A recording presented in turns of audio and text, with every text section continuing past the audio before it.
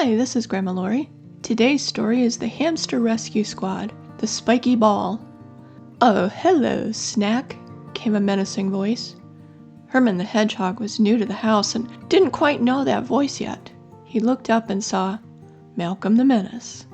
"You're new here," said Malcolm, drooling. "Let's see what you taste like." "But I'm just a hedgehog, and I'm protected," Herman said, turning his back to show Malcolm the spikes on his back. That looks like an interesting challenge, but it looks like it'd be worth it." Malcolm was determined to have Herman for a snack. The Hamster Rescue Squad was cleaning their headquarters when they heard, "Help! Help! Help me!" coming from the kitchen. They immediately stopped cleaning and put on their rescue gear. They saw Malcolm playing with a spiky ball as they ran into the kitchen. The cries for help were coming from the spiky ball.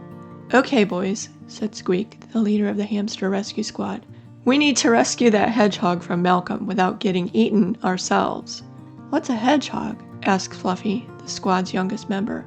"It's like a mouse, but with spikes.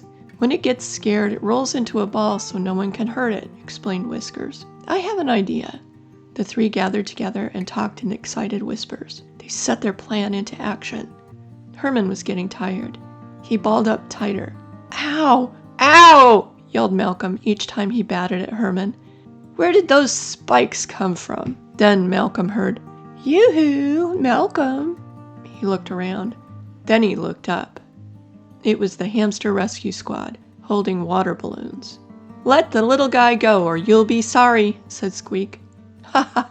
Here comes my dinner. First, though, my snack," Malcolm said with a sneer. He went back to trying to get Herman to open up. Just then, Malcolm was hit by a water balloon. "Ah!" Malcolm, like most cats, hated getting wet. "Cut that out, you miserable rodents!" "Not unless you leave the hedgehog alone," said Whiskers. The water balloons continued to fall. Okay, I'm going, but don't think this is the last you'll hear of this," Malcolm said. There was only so much a cat could take, even if it meant a nice snack. He ran off to get himself dried off. Squeak, Whiskers, and Fluffy rappelled down to the kitchen floor covered in water and balloon bits. "We'd better get this cleaned up, but first, take off the rescue gear. We don't want to get it wet," said Squeak. The trio grabbed towels and started wiping and sliding in the water. When everything was cleaned up, they approached Herman, who was still balled up. "It's okay," said Whiskers. "I'm Whiskers. What's your name?" "I'm Herman. I'm new here," Herman said. "Well, welcome to the house. We're the Hamster Rescue Squad. Call on us if you're ever in trouble again," said Squeak. "I doubt Malcolm will leave you alone after this, so be careful only to come out when he's in the garage." Squeak picked Herman up and put him on his helmet. "Let's go," he said. Later that day, after they'd gotten dried off and cleaned up, the Hamster Rescue Squad settled into the living room to warm up with some nice hot tea and cookies. Another Hamster Rescue Squad case solved. This has been Grandma Lori. Thank you so much for joining me.